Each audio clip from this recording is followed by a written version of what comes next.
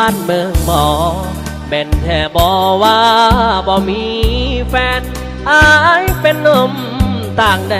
นมาขอเป็นแฟนกับน้องคนสวยอายเป็นคนจนทั้งเป็นคนบ่หล่อบ่รวยแต่ลงรักคนสวยเห็นใจอายแน่นะแม่นางสาวบ้านเมืองหมออายมาขอฝากไมตรีฝากความรักฝากชีวิตแม่ยอดนาลีจะว่ายังได้อายอยู่ยังจัน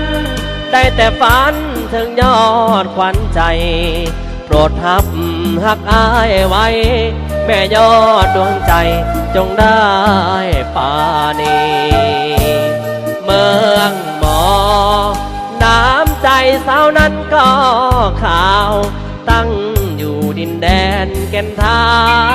เข้าสู่เขตสยามโบเลน้องสร้างงามสมญานามน้องเป็นเทพี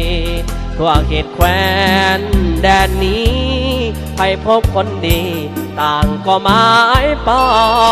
งเมืองบ่อย่าลวงให้อายปวงเพ้อฝัน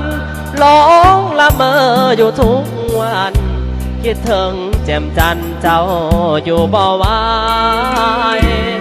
ถ้าเงินได้พอ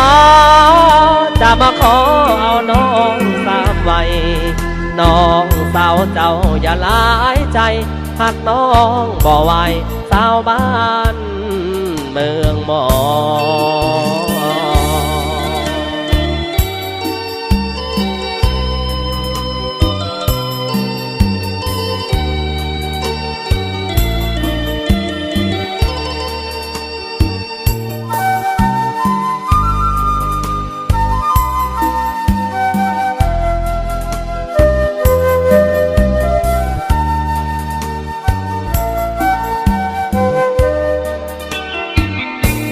เมื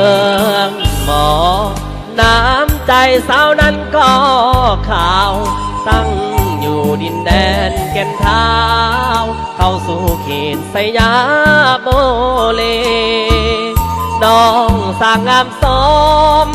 มญานามน้องเป็นเทพีตัวเขตแคว้